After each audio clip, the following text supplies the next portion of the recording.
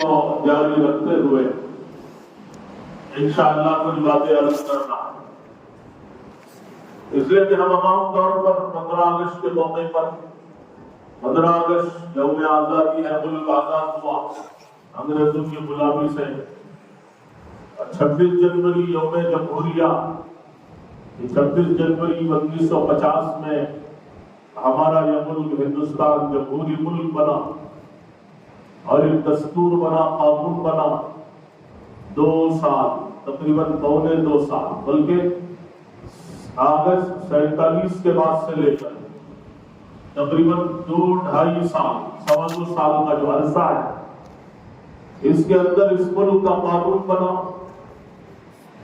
Doctor B are Ambedkar کی صدارت میں یہ کمیٹی بنی اور اس میں بہت سے اکابر علماء بھی تھے، انہیں میں حضرت مولانا حفظ الرحمان صاحب سیوہاروی رحمۃ اللہ علیہ اور دیگر ان کی پوری جماعت تھی۔ پھر 2-2.25 سالوں میں یہ قانون بنا، ملک جمہوری بنا، اور پھر اس کا دستور بنا، دستور کے مختلف دفعات طے ہوئے، اور پھر یہ ملک مستقل، اس کی قراردادیں منظور ہوئی۔ پھر 1950 میں یہ ملک مستقل جمہوری ملک بنا۔ اس وقت سے لے کر آج تک اس کی جمہوریت کو باقی رکھنے کی کوششیں کی جا رہی ہیں، لیکن ابھی پچھلے چند سالوں سے جو فرقہ پرست جو طاقتیں ہیں اور جو تنظیمیں ہیں اور جو مرکزی حکومت ہے، اس جمہوریت کو ختم کرنے کی جو سازشیں رچی جا رہی ہیں، تو بہرحال وہ ایک الگ مستقل موضوع ہے جس کو ہم بارہا سنتے آ رہے ہیں۔ اب مجھے شروع میں یہ عرض کرنا ہے کہ حضرت ابراہیم بن ادھم رحمۃ اللہ علیہ نے پہلی بات تو یہ فرمائی تھی کہ تم اللہ تعالیٰ کو تو پہچانتے ہو، عرفتم اللہ، اللہ کو تو پہچانتے ہو، وَلَمْ تُؤَدُّوا حَقَّهُ، لیکن اس کا حق نہیں ادا کرتے۔ اس پر کچھ باتیں گزشتہ میں عرض کر دی تھی۔ پھر دوسری بات انہوں نے بیان کی کہ زعمتم انکم تحبون رسول اللہ، کہ تم دعویٰ کرتے ہو کہ تم اللہ کے نبی سے محبت کرتے ہو، لیکن کام نبی کے دشمنوں کے کرتے ہو، یعنی نبی کی مخالفت کرتے ہو عمل کے ذریعے سے۔ نہ ظاہر تمہارا نبی کی موافقت میں ہے اور نہ تمہارا باطن نبی کے ساتھ سے ڈھلا ہوا ہے۔ اور تیسری بات بیان کی کہ تم تو قرآن کریم کو تو پڑھتے ہو، قرأتم القرآن وَلَمْ تَعْمَلُوا بِهِ، لیکن اس میں تمہارا عمل نہیں۔ یہ 3 باتوں کی مختصر سی تشریح گزشتہ میں نے کر دی تھی۔ پھر چوتھی بات انہوں نے بیان فرمائی کہ تم اللہ کی نعمتوں کو تو استعمال کرتے ہو، لیکن اللہ کا شکر نہیں ادا کرتے۔ اللہ کی بڑی نعمتیں استعمال کرتے ہو، اللہ کی نعمتوں کو کھاتے ہو، رات و دن اس کی نعمتیں تم پر بارش کی طرح برستی ہے، تم استعمال تو کرتے ہو لیکن اللہ کے شکر گزار نہیں ہو۔ علماء نے ایک جگہ لکھا ہے کہ اللہ رب العزت کی اتنی نعمت ہے کہ بارش کی طرح روزانہ تم پر برستی ہے اور تم اس نعمتوں کو استعمال کرتے ہو، لیکن اللہ تعالیٰ کا شکر نہیں ادا کرتے۔ کیسی بڑی بڑی نعمتیں اللہ رب العزت کی، لیکن شکر گزاری نہیں ہے۔ حالانکہ اللہ تعالیٰ نے مطالبہ کیا ہے بندوں سے شکر گزاری کا۔ حضرت داؤد اور حضرت سلیمان علیہ السلام، یہ 2 نبی ہیں، دونوں کو اللہ نے بادشاہت بھی دی، نبوت بھی عطا فرمائی، جو ان سے شکر گزاری کا مطالبہ بھی کیا۔ اور اللہ بندوں سے بھی شکر گزاری کا مطالبہ کرتے ہیں، اور اللہ تعالیٰ فرماتے ہیں لَإِن شَكَرْتُمْ لَأَزِيدَنَّكُمْ، شکر گزاری کرو گے تو ہم نعمتوں میں اضافہ فرمائیں، وَلَئِن كَفَرْتُمْ إِنَّ عَذَابِي لَشَدِيدٌ، ناشکری کرو گے تو میرا عذاب بڑا سخت ہے۔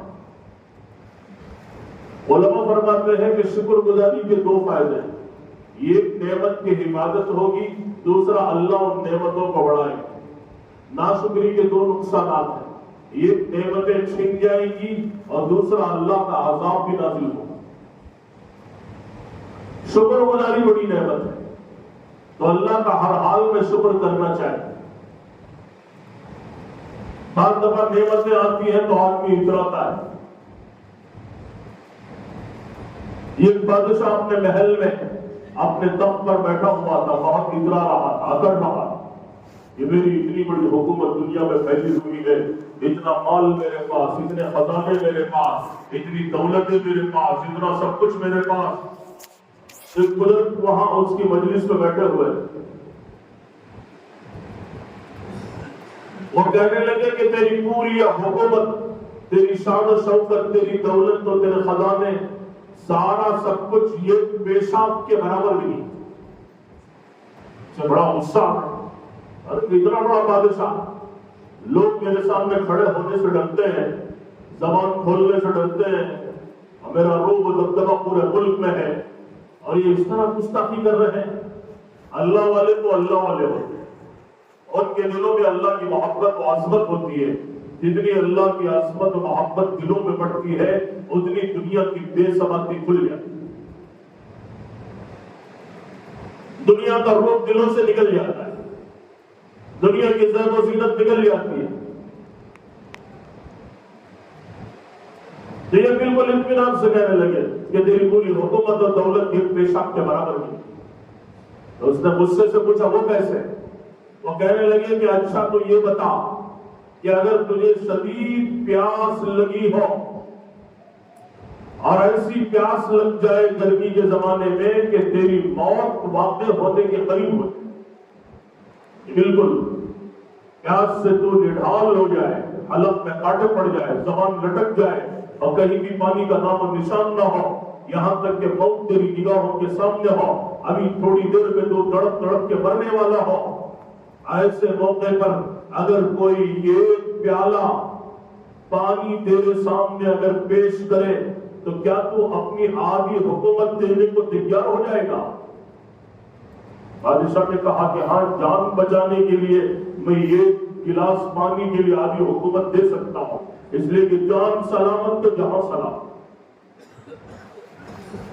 پھر حضرت نے آگے پوچھا اچھا یہ بتاؤ کہ تم نے جو پانی پیا، اب وہ پانی اندر جا کے ٹھہر گیا، اور ٹھہرنے کے نتیجے میں پیشاب بند ہو گیا، اور پیشاب بند ہوا تو باہر نکلنے کا نام و نشان نہیں لے رہا ہے، پیٹ پھولتا جا رہا ہے، بیماری بڑھتی جا رہی ہے، اور پیشاب بند ہو کے کئی دن ہو گئے، اور یہاں تک کہ موت جب تیری نگاہوں کے سامنے آ جائے کہ پیشاب نکلنا مشکل ہے.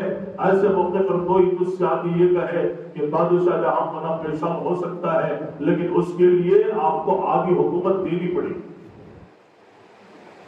کیا تم دے گو، تم آدھی حکومت دے دو گے یا پھر مر جاؤ گے؟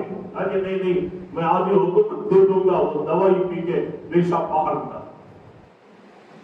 حضرت نے فرمایا کہ پھر تو یہی میں نے کہا تھا کہ تیری پوری حکومت اور دولت ایک پیشاب کے برابر بھی نہیں ہے. یہ اللہ کی نعمت ہے کہ آدمی پانی پی رہا ہے اور صحیح سالم پیشاب ہو رہا ہے، یہ اللہ کی نعمت ہے. اگر رک جائے تو دیکھو ڈائلسس کے مریض آج کتنا پریشان ہے، ہفتے میں 2 بار 3 بار 4 بار زندگی اور موت کے کشمکش میں، اور کیا حال ان کا ہوتا ہے، موت ہمیشہ نگاہوں کے سامنے ہوتی ہے.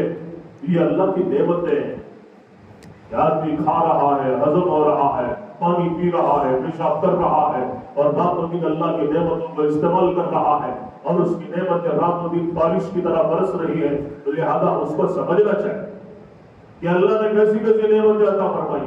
اسی لیے فرمایا وَإِن تَعُدُّوا نِعْمَتَ اللَّهِ لَا تُحْصُوهَا، اگر تم اللہ کی نعمتوں کو گننا چاہو گے گن نہیں سکتے تم. اللہ تعالیٰ خود قرآن کریم میں فرماتا ہے، اور پورے قرآن میں جگہ جگہ اپنی نعمتوں کا بھی تذکرہ اللہ نے کیا ہے کہ ہم نے کیسی کیسی نعمتیں بنائی. تو لہذا ایمان کا تقاضا یہ ہے، بندگی کا تقاضا کہ اللہ کی نعمتوں کو استعمال کرنا، اس کا شکر ادا کرنا. شکر گزاری اللہ کو بہت پسند ہے کہ بندے اللہ کے شاکر بنے. زبانی شکر ہے اور حقیقی شکر عملی شکر ہے، کہ عمل کے ذریعے سے اللہ کے شکر گزار بننا، کہ اپنی زندگی کو عبدیت والی بنانا، عبدیت کا اعلیٰ نمونہ پیش کرنا، اب بندہ بنا کے اللہ کے سامنے پیش کرنا. یہ شکر گزاری ہے. نعمتیں بڑھے تو اتنی اطاعت بڑھتی جائے، عبدیت بڑھتی جائے، بندگی بڑھتی جائے، اللہ کی طرف رجوع بڑھتا جائے کہ اللہ میری تو کوئی حیثیت نہیں تھی، پتہ نہیں کتنی نعمتیں تو میرے اوپر نازل کر رہا، رہنے مکان بھی دیا، بیوی بھی دی، اولاد بھی دی، اور چین و سکون بھی دیا، اور روزی بھی دی، اور کیسی کیسی نعمتیں اللہ نے دی۔ لیکن بعضوں کی عادت ہوتی ہے ہمیشہ ناشکری۔ ناشکری اللہ کو بالکل پسند نہیں ہے۔ کسی آدمی کے پاس جھوپڑی ہو، یعنی سر چھپانے کے لیے چھت ہو اور پہننے کے لیے جوڑا ہو اور ایک دن کی روزی اس کے پاس ہو، اس سے بڑا مالدار دنیا میں کوئی نہیں۔ ہمارے پاس تو سال ہر سال کے انتظامات ہیں، لیکن اس کے باوجود کبھی بھی ناشکری کے الفاظ زبان سے ختم نہیں ہوتے۔ تو اسی لیے ہمیشہ بندہ اللہ کا شکر گزار بن جائے۔ حضرت عیسیٰ علیہ السلام سے بڑا دنیا سے میرا بند کون ہو سکتا ہے؟ اور فرماتے تھے کہ زمین میرا بستر ہے، آسمان میری چھت ہے، اور سورج میرا چراغ ہے، اور میں صبح اس حال اور بھوک میرا سالن ہے۔ صبح میں اس حال کرتا ہوں، اس حال میں کرتا ہوں کہ میرے پاس کچھ نہیں ہوتا، رات اس حال میں گزارتا ہوں، میرے پاس کچھ نہیں ہوتا، لیکن اس سے بڑا غنی دنیا میں کوئی نہیں۔ کیا فرماتے تھے؟ کوئی مکان نہیں، کوئی گھر نہیں، کچھ نہیں، کہنے آسمان میری چھت ہے اور زمین میرا بستر ہے، کہیں بھی زمین میں سو سکتا ہوں، اب بھوک میرا سالن ہے۔ کیا مطلب؟ کہ شدید بھوک میں آدمی سالن نہیں مانگتا، روٹی کے چند ٹکڑے ہیں پانی میں کھا جائے، روٹی کے ٹکڑے پانی میں بھگو کے کھا جائے گا، بس زندہ میں رہو۔ اسی لیے کہتے تھے کہ بھوک میں پیٹ بھرے آدمی کو اعلیٰ قسم کے غذائیں بھی سامنے رکھو، لوگ اس میں نقطے نکالیں گے کہ ایسا ہے، مرچی نہیں ہے، تیز ہے، نمک ہے، پلا ہے، گوشت اچھا نہیں خریدا، ہزاروں عیب نکالیں۔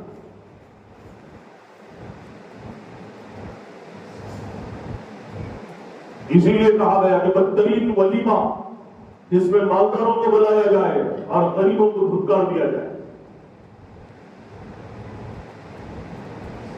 اب یہ سب یہی ہو رہا ہے، شادیوں میں، دعوتوں میں، سب بڑے لوگوں کو بلایا جاتا ہے جب اس کے اندر ناشکری کے علاوہ کوئی الفاظ ان کی زبانوں میں نہیں۔ تو یہاں عیسیٰ علیہ السلام فرماتے کہ زمین بستر اور آسمان چھت ہے اور بھوک میرا سالن ہے، صبح شام اس حال میں گزارتا ہوں کہ کچھ نہیں ہوتا، لیکن مجھ سے بڑا غنی دنیا میں کوئی نہیں۔ یہ کون سا غنا ہے؟ یہ دلوں کا غنا ہے۔ آدمی غنی نہیں بنتا بلکہ دل غنی ہوتا ہے، آدمی فقیر نہیں ہوتا بلکہ دل فقیر ہو جاتا ہے۔ اصل تو غنا غنا نفس کا، کہ حقیقی غنا جو ہے وہ دلوں کا غنا ہے۔ تو بہرحال شکر گزاری بڑی دولت۔ تو ابراہیم بن ادھم نے فرمایا کہ تم نعمتیں تو استعمال کرتے ہو لیکن شکر نہیں ادا کرتے اللہ کا۔ اور پانچویں بات فرمائی کہ تم سمجھتے ہو کہ شیطان تمہارا دشمن ہے، لیکن پھر بھی تم اس کی موافقت کرتے ہو، اس کے پیچھے چلتے ہو، حالانکہ شیطان تو تمہارا کھلا ہوا دشمن ہے، کہ کھلا ہوا دشمن ہے شیطان، لیکن پھر بھی ہمیشہ تم شیطان کے پیچھے ہی چلتے ہو، شیطان کی تابعداری کرتے ہو، اس کے غلام بن کے زندگی گزارتے ہو، ہر وقت شیطان کے بہکاوے میں آ جاتے ہو، حالانکہ شیطان کھلا ہوا دشمن ہے۔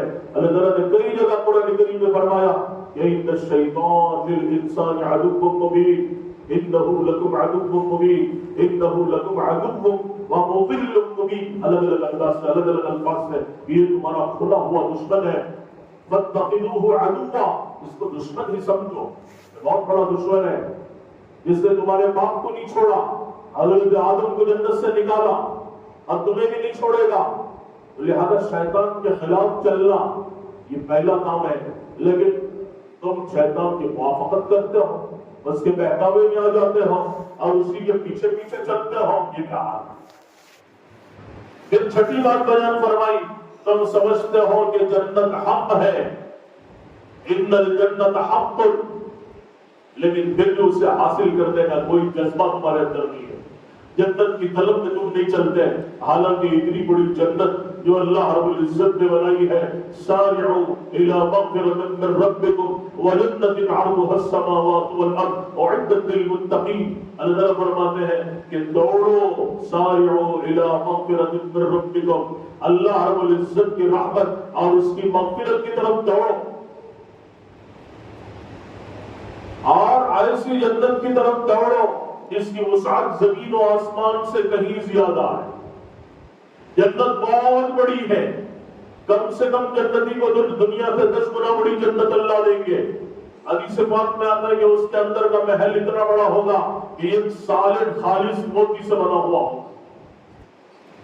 ایک ہی موتی کا بنا ہوا سالڈ موتی کا، جس کے 70,000 کمرے ہوں گے اور ایک ایک کمرے کے 70,000 دروازے ہوں گے اور ایک ایک دروازے پر 70,000 فرشتے کھڑے ہو کے استقبال کریں گے اور اہلا وسہلا مرحبا کہیں گے، سلام علیکم طبتم فادخلوها خالدین کہیں گے.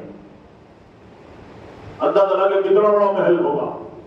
کم سے کم جنتی کو 70-72 حوریں دیں گے. ایسی ایسی حوریں اگر اپنا انگلی کا اشارہ سورج کے سامنے کر دیں تو سورج بالکل کالے کپڑے کی طرح بے نور ہو جائے. سمندر کے کھارے پانی میں تھوک دے تو شہد سے زیادہ میٹھا ہو جائے. مردے سے بات کرے تو مردہ زندہ ہو جائے. زندہ اگر دیکھ لے تو خوشی کے مارے ہارٹ فیل ہو جائے. جنت کے حور اپنا دوپٹہ آسمان پہ لہرا دے پوری دنیا خوشبو سے معطر ہو جائے. اپنا دوپٹہ نکال کے دنیا میں پھینک دے پوری دنیا کے خزانے بیچ کر اس ایک دوپٹے کو نہیں خرید سکتے. جنت کی ایک پالش زمین پوری دنیا کے خزانے بیچ کر نہیں خرید سکتے. 80,000 خادم اللہ دے خدمت کرنے والے. وَيَطُوفُ عَلَيْهِمْ وِلْدَانٌ مُخَلَّدُونَ وَيَطُوفُ عَلَيْهِمْ غِلْمَانٌ لَهُمْ كَأَنَّهُمْ لُؤْلُؤٌ مَكْنُونٌ. یہ اللہ نے تذکرے کیے بالکل موتی کی طرح سے، چھپے ہوئے موتی کی طرح سے، جو آپ پورے آپ سارے اور پھر اور سر بمہر شراب کے پیالے لے کر تمہارے ارد گرد چکر لگا رہے ہیں. تمہارے حکم کے منتظر ہوں گے. تمہارے اشارے پر عمل کرنے والے 80,000 خادم تمہارے دائیں بائیں. یہ جنت کے تذکرے اللہ نے پورے قرآن کریم کے اندر مختلف مقامات پر اور فرمایا کہ اس کو حاصل کرنے کا جذبہ نہیں. جنت کو تو جانتے ہو لیکن اس کی طلب کی فکر نہیں ہے. اگر جنت کا یقین ہوتا تو دنیا میں حرام میں آدمی مبتلا نہ ہوتا. دنیا کی شراب کو کبھی ہاتھ نہ لگاتا، یہاں کے فحش کام نہ کرتا، بے حیائی کے کام نہ کرتا، عریانیت نہ کرتا اور عورتیں عریاں نہ ہوتی. جنت کا یقین نہیں، اسی لیے زندگی آتا تھا. جنت کو حاصل کرنے کی کوئی فکر نہیں. اور پھر ساتویں بات فرمائے کہ جہنم کو تو تم جانتے ہو لیکن اس سے بچنے کی کوئی فکر نہیں. جہنم کا خوف نکل گیا اور جہنم کا یقین دلوں سے نکل گیا. حالانکہ جہنم کوئی معمولی چیز نہیں، بہت بڑی مصیبت ہے. اس کے بھی الگ الگ اسٹیجز اللہ نے بنائے. جیسے دنیا میں الگ الگ مجرموں کے الگ الگ سیل ہوتے ہیں، الگ الگ جیلیں ہوتی ہیں. چور کی الگ ہوتی ہے، قاتل کی الگ ہوتی ہے، ٹیررسٹ کی الگ ہوتی ہے، الگ الگ جیلیں ہوتی ہیں. اس میں بھی سزائیں بڑی سخت ہوتی ہیں. بعضوں کو وہ ایسی جیلوں میں رکھتے ہیں کہ کھڑا نہیں ہو سکتا، بیٹھنا ہی پڑے گا. سال ہر سال بیٹھ کر رہے گا. وہ وہی گندگی، وہی پیشاب، وہی سب کچھ، وہی کھانا. ایسی سب سزائیں دی جاتی ہے کہ حیرت. اس طرح جہنم کے بھی الگ الگ اسٹیجز ہیں. جیسے مجرم کو ایسی جہنم. فرمایا کہ جہنم کے 7 حصے ہیں. سب سے اوپر جہنم ہے، اس کے نیچے حطمہ ہے، اس کے نیچے لظا ہے، اس کے نیچے سعیر ہے، اس کے نیچے سقر ہے، اس کے نیچے جحیم ہے اور سب سے نیچے حاویہ ہے. سب کا تذکرہ قرآن میں. حاویہ جہنم کا سب سے نچلا حصہ ہے. جب اللہ رب العزت اوپر کی جہنم کو تیز کرنا چاہتے ہیں تو حاویہ کے پردے کو ہٹاتے ہیں. جب اس سے آگ و تپش و بھاپ نکلتی ہے، اوپر کی جہنم والے چلاتے چیختے ہیں کہ اللہ حاویہ سے ہم پناہ مانگتے ہیں، جس کا ایک ایک انگارہ 7 زمینوں سے بڑا ہے، جس پر 19 فرشتے مقرر ہیں. بیک وقت 18 قسم کے عذابات ہوں گے. اور جہنم بہت بڑی مصیبت کی جگہ ہے اور جگہ جگہ قرآن کریم میں اللہ نے اس کا ذکر کیا ہے، لیکن اس سے بچنے کی کوئی فکر ہی نہیں. دنیا کی آگ سے تو ہم بچ کے بہت بھاگتے ہیں اور دنیا کے سانپ و بچھو سے تو ہم بہت ڈرتے ہیں، لیکن وہاں بھی آگ ہے اور سانپ و بچھو ہے، عذابات ہیں، اس سے بچنے کی کوئی فکر نہیں. حضرت ابراہیم بن ادھم ایک دفعہ لٹے ہوئے ایک ہی آبا میں لپٹے ہوئے پوری رات سوتے رہے. عشاء کے بعد نہ کروٹ بدلی، نہ تھوڑا سا حرکت کی، کچھ نہیں، آدھی خاموشی کے ساتھ لیٹے رہے. پھر فجر کی اذان پر اٹھ کر سیدھے نماز کے لیے کھڑے. نماز کے بعد لوگوں نے اشکال کیا کہ حضرت پوری رات لیٹے رہے، بغیر وضو کے نماز پڑھ لی. تو کہنے لگے نہیں ایسی بات نہیں ہے. عشاء کے بعد جیسے ہی میں لیٹا تو فوراً میرے ذہن میں یہ بات آئی کہ ساتوں آسمانوں کے اوپر جنت کو سجایا جا رہا ہے، مزین کیا جا رہا ہے، آراستہ کیا جا رہا ہے، اس کو چمکایا جا رہا ہے، اس کے حوروں کے حسن و جمال کو دن بدن بڑھایا جا رہا ہے، اور وہاں کے محلات باغ و بہار کی خوبصورتی کو دن بدن بڑھایا جا رہا ہے، اور جنت اپنے پورے حسن و جمال کے ساتھ دن بدن آراستہ ہو رہی ہے، اور ساتوں زمینوں کے نیچے جہنم کو دہکایا جا رہا ہے، اور اس کے عذابات بڑھتے جا رہے ہیں، اور اس کے غار بڑھتے جا رہے ہیں. تکاد تمیز من الغیظ، جو غصے سے یوں پھٹتی ہے جہنم، تو اس کی مصیبتوں کو بڑھایا جا رہا ہے. تو ان دونوں کے درمیان میں مجھے نیند کہاں آ سکتی؟ آسمانوں کے اوپر جنت سجایا جا رہا اور زمینوں کے نیچے جہنم کو دہکایا جا رہا. اگر اس کے درمیان میں ہوں تو مجھے یہاں نیند کہاں آ سکتی ہے؟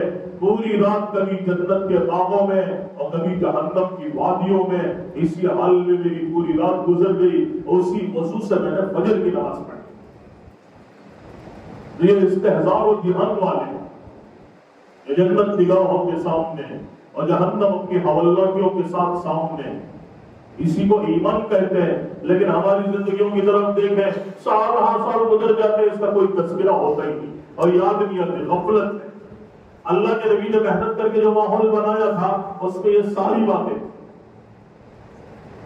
نوجوان صحابی، بارہا ہم سنتے ہیں، حضرت حارث بن مالک رضی اللہ عنہ مسجد نبوی میں لیٹے ہوئے، آپ فجر سے پہلے تشریف لائے، اپنا پیر ان کے پیر پر رکھا اور رکھ کے حرکت دی، وہ بیدار ہوئے، آنکھیں کھولی، اٹھ کے بیٹھ گئے. اللہ کے رسول صلی اللہ علیہ وسلم نے پوچھا کیف اصبحت یا حارث، اے حارثہ تم نے کس حال میں صبح کی ہے؟ نوجوان صاحب 18 برس کا بچہ ہے. جیسے آپ نے پوچھا تو کہنے لگے اصبحت مؤمنا حقا یا رسول اللہ، اے اللہ کے نبی صلی اللہ علیہ وسلم، حقیقت ایمان کے ساتھ میں نے صبح کی. اس حال میں نے صبح کی ہے، حقیقت ایمان مجھے حاصل ہے. صبح اس حال میں کر آج 90% امت جن کو فجر کی نماز کبھی نصیب نہیں ہوتی، پورا سال گزر جاتا ہے، صبح کا سورج دیکھنا نصیب نہیں ہوتا، مسجد کی طرف آنا نصیب نہیں ہوتا، اور فجر کی نماز سے وہ محروم ہے.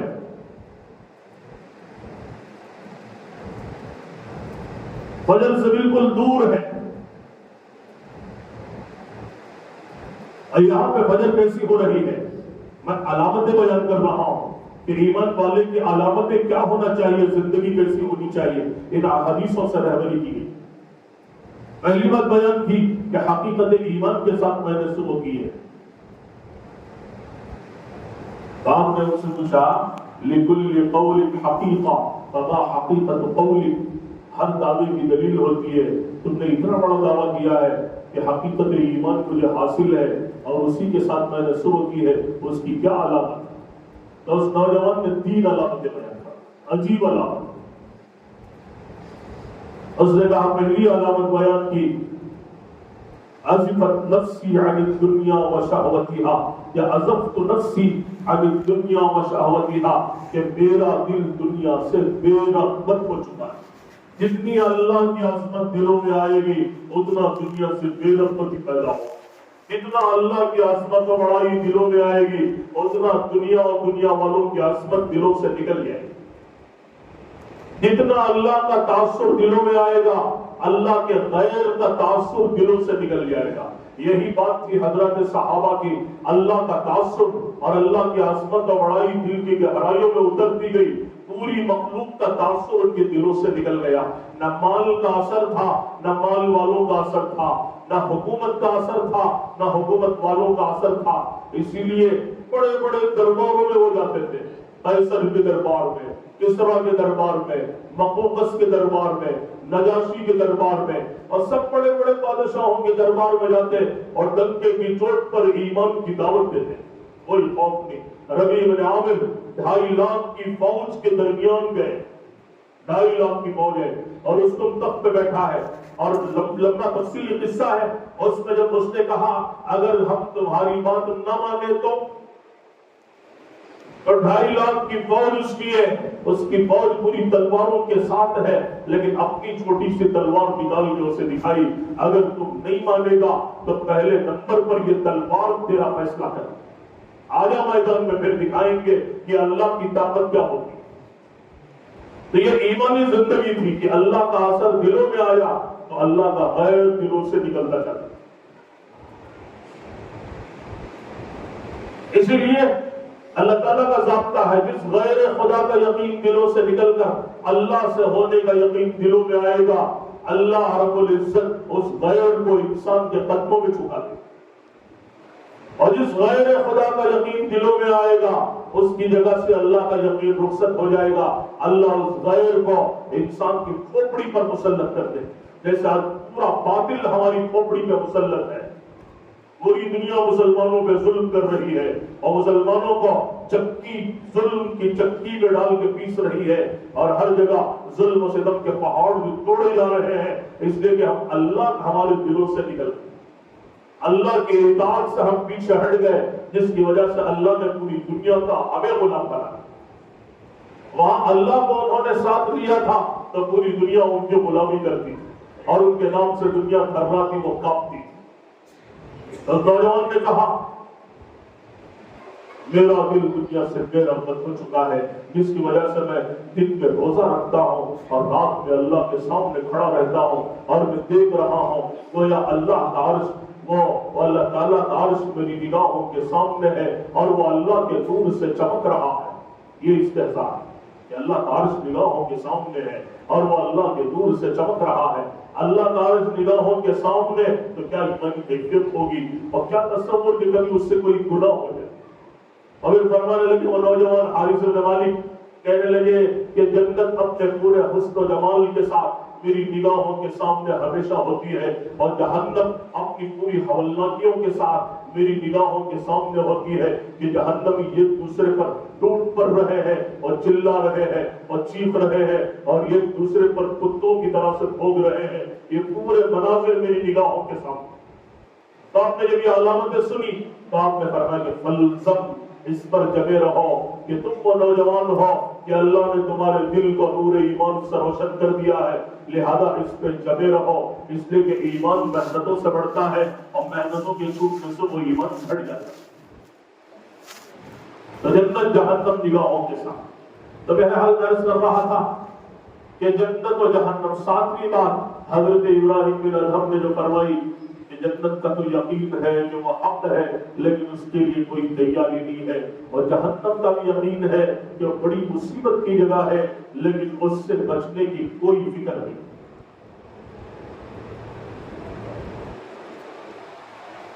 इसीलिए कहा कि गुनाहों पर इतनी ही जुर्रत करो जितना जहन्नम में जलने का हौसला हो। हौसला कहाँ है? तो गुनाहों पे जुर्रत न करो। तो बहरहाल ये 7 बातें हुई, अगली 3 बातें अगली जुमा अर्ज करूंगा इंशाअल्लाह। तो बकिया हम सब जानते हैं कि अभी आज 26 जनवरी है, यौम जमहूरिया का दिन। 1950 में मुल्क जमहूरी मुल्क बना था, तो मेरा आज से 74 साल पहले 70 पर 4वां इस मरतबा जो है वो यौम जमहूरियत पूरे मुल्क के अंदर यौम जमहूरिया मनाया जा रहा। हम सब जानते हैं कि मुल्क के हालात क्या है, कि पूरे मुल्क के हालात बहुत ज्यादा शदीद हैं। अभी 3-4 दिन पहले 22 को मुल्क के मुख्तलिफ हिस्सों में छोटी छोटी झड़पें हुई, फसादात हुई और मुसलमानों को परेशान करने की साजिश रची गई। मस्जिदों के पास जाकर नारेबाजियां की गई और राम मंदिर के इफ्तिताह के नाम से फिरका वाराना ताकत और फिरका वारियत को फरोग देने वाले मुसलमानों को इश्तियाल अंगेज करने की कोशिशें की, मुसलमानों के जज्बात को ठेस पहुंचाने की बड़ी साजिशें रची गई। जहाँ जहाँ उनकी घनी आबादी के मोहल्ले थे वहां जाना और मस्जिदों के पास जय श्री राम के नारे लगाना, तो इस तरह कई वारदातें पेश आई।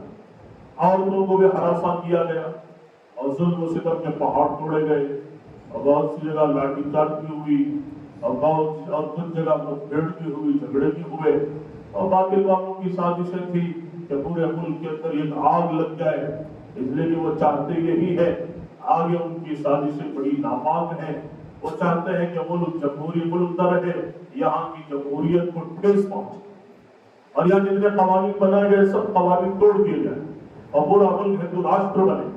وہی سازشیں ہیں، اسی کی بات کو چلا رہے ہیں اور پوری قوت کے ساتھ اس کی تیاریاں رچ رہے ہیں اور چاروں طرف یہی حالات ہوتے جا رہے ہیں۔ لہذا حالانکہ یہ ملک کئی دفعہ میں اس ملک کی تاریخ میں سنا چکا ہوں کہ اکابرین نے اس ملک کے لیے کیسی کیسی قربانیاں دی، اور اس سے پہلے میں نے ایک دفعہ حضرت آدم علیہ السلام سے لے کر اب تک کی پوری تاریخ مختصر انداز میں اشارات کے ساتھ میں نے بیان کیا تھا کہ اس ملک پر مسلمانوں کا کتنا حق ہے کہ سب سے پہلے حضرت آدم علیہ السلام آئے، پھر اس کے بعد کئی نبیوں کی میں نے تاریخ بیان کی، پھر اس کے بعد حضرات صحابہ کی آمد کا تذکرہ کیا، پھر اس کے بعد اللہ تعالیٰ کے بہت سے بندے، برگزیدہ بندے، بہت سے مسلمان بادشاہوں میں بھی بڑے بڑے اولیاء جو اس ملک میں آئے، آتے رہے اور اس ملک کے علاقوں کو فتح کیا، اور اس کے نتیجے میں 1000 سال سے زیادہ اس ملک پر مسلمانوں نے حکومت کی۔ اس کے کچھ اشارات پچھلے سالوں میں کئی دفعہ کر چکا ہوں۔ پھر بعد میں انگریزوں کا جو قبضہ ہوا، پھر اس کے بعد کی پوری تفصیل ہمارے سامنے ہے۔ پھر 1947 سے ملک آزاد ہوا اور 26 جنوری 1950 میں یہ ملک جمہوری ملک بنا اور بہت سے قوانین اور دفعات یہاں متعین ہوئے، طے ہوئے، اور اسی کے تحت 70 سالوں سے یہ ملک چلا آ رہا۔ پچھلے چند سالوں سے 2014 کے بعد جو فرقہ واریت کی آگ ملک میں لگی اور ایک ایسی تنظیم برسر اقتدار پر آئی جن کا کام بھی لڑنا لڑانا ہے، لہذا اس وقت سے ملک کے اندر امن و امان کی فضائیں ختم ہوتی جا رہی اور آگے بھی ان کی بہت ناکام سازشیں ہیں، لیکن مسلمانوں کا حال یہ ہے کہ بالکل غفلتوں میں پڑے ہوئے، لہذا اس وقت بہت زیادہ چوکنا ہونے کی ضرورت ہے۔ ملک میں کیا کچھ ہو رہا ہے ہم میں سے بہت کچھ جانتے ہیں، کہنے کی کوئی ضرورت نہیں۔ سوشل میڈیا کا زمانہ ہے، سوشل میڈیا میں بھی اور پرنٹ میڈیا میں بھی اور اسی طرح الیکٹرانک میڈیا میں بھی آئے دن ہم دیکھتے ہیں، پڑھتے ہیں، سنتے ہیں، یہ سب دیکھتے رہتے ہیں۔ ملک اس وقت یہ بہت نازک موڑ پہ کھڑا ہوا۔ آگے جو اس سال میں جو الیکشن ہونے والے ہیں، ایم پی الیکشن، اس کے تحت پورے ملک کے علماء بہت ہی زیادہ متفکر ہیں، فکر مند ہیں کہ اس ملک میں اسلام کا بھی تحفظ ہو، مسلمانوں کا بھی تحفظ ہو، شاعر اسلام کا بھی تحفظ ہو۔ شاعر اسلام میں ہمارے مساجد ہیں اور مدارس ہیں اور اسی طرح ہمارے جتنے درگاہیں ہیں اولیاء اللہ کی، اور اسی طرح ہمارے جتنے شاعر اسلام ہیں، ان سب کا پورا تحفظ ہو۔ لیکن بڑی آباد، دنیا کی سب سے بڑی اسلامی آبادی اسی ملک میں ہے، 30 کروڑ سے زیادہ مسلمان اس ملک میں بستے ہیں، تو لہذا یہاں پر ان کی حفاظت اور ان کی جو سلامتی ہے آپس کے اتحاد و اتفاق سے، تو اس لیے امت کا شیرازہ کہیں بکھر نہ جائے، آپس میں امت متحد و متفق ہو، اس کے لیے علماء بھی بڑے پریشان۔ جیسے میں نے ایک دفعہ پہلے کبھی عرض کیا تھا، شیخ الہند مولانا محمود الحسن صاحب دیوبندی رحمت اللہ علیہ جب مالٹا کی جیل سے آئے، 4 سال جیل میں رہے اور 4 سال گیا واپس آئے، تو اس موقع پر آخر میں انہوں نے سارے علماء کو جمع کر کے نصیحت کی اور فرمانے لگے، وہیں پر انہوں نے ترجمۃ القرآن بھی لکھا، کہ قرآن کریم کا ترجمہ بھی لکھا، تو ترجمہ شیخ الہند کے نام سے مشہور ہے۔ کہ جب حضرت تشریف لائے، سینکڑوں ہزاروں علماء کا مجمع تھا، حضرت نے فرمایا کہ 4 سالوں کے اندر میں بہت زیادہ غور و فکر کرتا رہا، کرنے کے بعد 2 چیزوں کے 2 نتائج پہ پہنچا۔ اس امت کی بقا اور اس امت کی حفاظت 2 باتوں میں ہے، یہ کہ امت کا تعلق قرآن کریم سے مضبوط کیا جائے، عوام کے لیے، بڑوں کے لیے تفسیر کے انتظامات، تفسیر کے ذریعے سے قرآنی تعلیمات کو عام کیا جائے، کیا امت اس کو پڑھے گی، سمجھے گی، قرآن پر عمل کرے، اس کو دنیا میں پھیلائے؟ اور پھر اسی طرح بچوں کے لیے مکاتب کا نظام قائم کیا جائے کہ قرآن کے حروف کو سیکھنے والے بنے اور قرآن کریم کو پڑھنے والے بنے. پورے ملک کے اندر مکاتب کا جال بچھایا جائے کہ کسی طرح سے، کسی بھی طرح سے امت کا رشتہ قرآن کریم سے مضبوط ہو جائے. پہلی بات. اور دوسری بات یہ بیان فرمائی، کسی بھی صورت میں آپس کے انتشار اختلاف کو فروغ نہ دیا جائے، بلکہ پوری امت کس طرح متحد و متفق ہو جائے اس کے لیے کوششیں کی جائے. اتنا نقصان پہنچا ہے یہ آپس کے اختلاف و انتشار کی وجہ سے. آج بھی امت میں ایسے طبقات ہیں جو کھلم کھلا اپنے ایمان کا سودا کرتے ہیں. ایمان سوز ماحول ہے جو RSS کی صفوں میں کھڑے ہوئے ہیں اور ان کے شانہ بشانہ چل رہے ہیں اور ان کی تائید کر رہے ہیں. جیسے میں ہمیشہ ایک روایت بیان کرتا ہوں مسلم شریف کی. اللہ کے نبی صلی اللہ علیہ وسلم نے فرمایا کہ بادروا بالاعمال فتنا کقطع الليل المسلم، جلدی سے عمل کر لو ورنہ ایسے فتنوں کا ظہور ہونے والا ہے جو فتنے کالی اندھیری رات کے ٹکڑوں کے مانند ہے. یصبح الرجل مؤمنا ویمسی کافرا، آدمی صبح کو ایمان والا ہوگا، رات ہوتے ہوتے کافر ہو جائے گا. رات میں ایمان والا رہے گا اور صبح ہوتے ہوتے کافر ہو جائے گا. یبیع دینہ بعرض من الدنیا، دنیا کی چند کوڑیوں کی خاطر اپنے دین کو، ایمان کو بیچ دے گا. بہت سے لوگ اپنے ایمان کا سودا کر رہے ہیں اور دشمنوں کے ساتھ کھڑے ہوئے ہیں. ہمارے ملک میں بھی اور پورے عالم اسلام میں بہت سے مسلم قائدین یہود و نصارہ کی صفوں میں کھڑے ہوئے ہیں اور ان کے ساتھ مسلمانوں کے خلاف کھڑے ہوئے ہیں. یہ سب اپنا انجام جان لیں گے دنیا میں بھی آخرت میں. دنیا میں ان کا نام مسلمانوں کی فہرست میں ہوگا لیکن کل حشر کے میدان میں کافروں کی صفوں میں کھڑیں گے، انہی کے ساتھ جائیں. بہرحال بہت ہی نازک موقع ہے. اس وقت اپنے ایمان و عقیدے کی حفاظت بھی کرنا ہے، اپنے آپ کو بھی سنبھالنا ہے، اپنی اولاد اور نسلوں کی بھی حفاظت کی فکر کرنا ہے اور پھر اسی طرح ملک کے اندر امن و امان قائم رہے اس کے لیے کوششیں بھی کرنا ہے، عملی جدوجہد بھی کرنا ہے اور اللہ سے دعائیں بھی مانگنا ہے. تو اسی لیے اکابرین جو اس سے پہلے ہمارے صوبے کا الیکشن تھا اس میں بہت متفکر تھے اور سارے مسلمان متحد و متفق ہو کر ایک پارٹی کے سلسلے میں کوششیں کی تو اللہ کا فضل ہوا کہ وہی پارٹی برسر اقتدار پر آئی. پھر آگے بڑوں کی طرف سے یہ رائے ہے، یہ فکر کی جا رہی ہے کہ اس وقت جو 2024 تو شروع ہو گیا، جنوری 26 ہے، تو ابھی 2-3 مہینے میں جو الیکشن ہونے جا رہا یہ بہت ہی زیادہ امتحان کا حامل. یہ الیکشن ہوگا، اسی کے ذریعے سے حکومت بنے گی، وزیر اعظم طے ہوں گے، تو لہذا اسی میں حکومت بنے گی. تو اس سلسلے میں ہم سب جانتے ہیں کہ جو ظالم حکومت جو ظلم پورے ملک میں 10 سالوں سے پھیلاتی ہوئی آ رہی ہے اس کے خلاف ووٹنگ ہو اور اس کے خلاف جو ہے وہ الیکشن کی تیاریاں ہو تاکہ جو ہے ملک سے ظلم ختم ہو جائے اور بے ایمانی ختم ہو جائے اور بربریت ختم ہو جائے. تو اس کے لیے کوششیں کرنا، سارے مسلمان متحد و متفق ہو کر اور یہ جان یہ جسم ہو کر اگر ہم اس کی تیاری کریں گے تو اللہ کی ذات سے امید ہے کہ انشاءاللہ کامیابی بھی ملے گی اور پھر انشاءاللہ ملک میں امن و امان کی فضائیں بھی آئی. تو اسی لیے بڑوں کی طرف سے بات ہے کہ ابھی سے اس کی تیاری کی جائے. اس لیے 2-3 مہینے درمیان میں اس کے لیے جن حضرات کا ووٹر آئی ڈی ابھی تک نہیں بنا، مردوں کا، عورتوں کا اور جو بچے 18 سال اور اس کے اوپر ہیں ان سب کے اہتمام کے ساتھ ووٹر آئی ڈی 100% بنائے. اس معاملے میں ہماری قوم بہت ہی زیادہ غافل ہے. لہذا اس غفلت سے نکالنے کے لیے ہر محلے میں ماشاءاللہ نوجوانوں کی جماعتیں تشکیل دی گئی ہے اور کہیں پہ نہیں دی گئی، دینا چاہیے. لہذا پورے محلے والے متفق ہو کر اس کے سلسلے میں فکر کرنا. اور ماشاءاللہ یہاں بھی کچھ 2-4 نوجوانوں کو طے کیا گیا ہے، ہفتہ اتوار کو نوجوان یہاں بیٹھیں گے، ظہر بعد، عصر بعد، مغرب بعد. جن حضرات کا ابھی تک ووٹر آئی ڈی مردوں کا، عورتوں کا، نوجوانوں کا نہیں بنا ہے اس سلسلے میں انشاءاللہ وہ رہبری کریں گے اور بنانے میں مدد کریں گے. یہ تو جو کاغذات کی ضرورت ہے ووٹنگ کے لیے اس کی 100% پورے محلے والے تیار کریں. اسی طرح پورا شہر، اسی طرح پورا صوبہ اور پورا ملک اس سلسلے میں فکر کرے. اور دوسرا الیکشن کے دنوں میں 100% ووٹنگ کرنا کہ جو فرقہ واری جو اس وقت کی جو تنظیم ہے، فرقہ واریت والی تنظیم، اس کے خلاف ووٹنگ ہو تاکہ ملک کے اندر امن و امان کی فضا قائم ہو. اس کے لیے 100% ووٹنگ بھی ہو، اس کے لیے پورے دور سے تیاریاں بھی کی جائیں اور اس کے لیے دعائیں بھی مانگی جائیں، اصل عمل بھی کریں پھر دعائیں بھی مانگیں۔ بہت لوگ سمجھتے ہیں کہ دعا سے نہیں ہوتا، عمل بھی ہو پھر دعائیں بھی ہو۔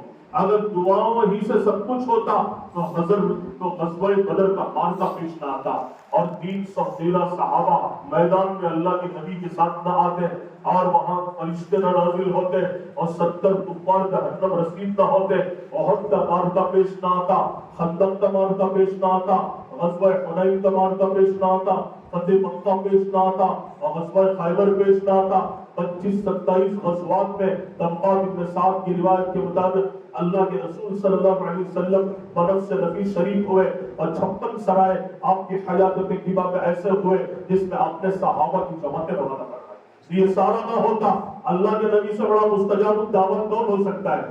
آپ سے زیادہ جس کی دعا قبول کی جاتی ہے دنیا میں نہ آج تک آیا نہ قیامت تک آ سکتا ہے۔ یہ ہاتھ اللہ کے سامنے پھیلا دیتے پوری دنیا کا کفر ختم ہو جائے، یہ جملہ کہہ دیتے سب مریا بیٹھے۔ ایسا نہیں ہے، عمل بھی ہو دعائیں بھی ہو تبھی وہ دعائیں قبول ہوتی ہیں۔ بہت سے لوگوں کا صرف ذہن یہی ہے کہ وظیفے کرو اور دعائیں مانگو، بس اسی سے کام نہیں ہوتا، بلکہ عمل بھی کیا جائے، عملی اقدامات بھی کیے جائے، اور سارا کر کے پھر دعا مانگو۔ جیسے کہا نا توکل کسے کہتے ہیں؟ ایسے اونٹ کو چھوڑ کے نکل جاؤ نہیں، آپ نے فرمایا کہ پہلے اونٹ کو رسی سے باندھ دو پھر اللہ پہ بھروسہ کرو۔ اسی طرح سے جو عمل ہے وہ عمل کرے، عملی تدابیر اختیار کریں گے، بڑوں کے ساتھ چلیں گے، ان کی مان کے چلیں گے، پھر اس کے ساتھ ساتھ پھر وظیفے بھی کریں گے، دعائیں بھی مانگیں گے، پھر انشاءاللہ وہ قبول ہوں۔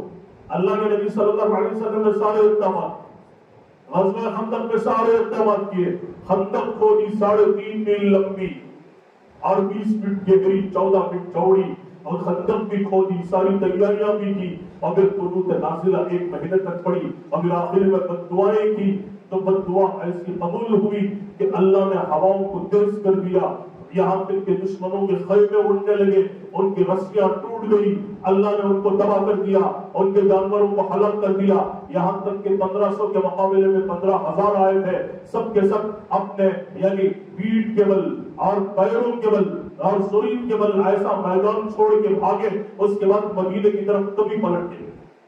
اللہ کی مدد آئی، اللہ نے فرشتوں کو نازل کیا، اور یہاں تک کہ 20 امامہ سوار فرشتے حضرت حذیفہ بن الیمان رضی اللہ عنہ سے ملے، اور عجیب بات کہی کہ جا کر اپنے آقا سے ہمارا سلام عرض کر دینا، اور کہنا کہ آپ بالکل مطمئن رہیں، اللہ نے دشمنوں کا انتظام کر دیا۔ یہ ہوتا ہے، اس طرح سے عمل بھی ہو دعائیں بھی۔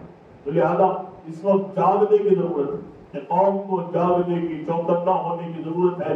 اگر ہم چاہتے ہیں اس ملک کے اندر مسلمانوں کی بقا اور تمام دینی شعائر کا تحفظ، تو اس کے لیے عمل بھی کرنا ہے، چوکنا بھی ہونا ہے، ایک دوسرے کو ترغیب بھی دینا ہے، اور اس کے لیے ایمان اور دین پر ثابت قدم بھی رہنا ہے، پھر اللہ سے دعائیں بھی مانگنا ہے۔ اللہ رب العزت ہم سب کو صحیح معنوں میں سمجھنے کی توفیق عطا فرمائے۔ وآخر دعوانا ان الحمد للہ رب العالمین۔ سنت و سنت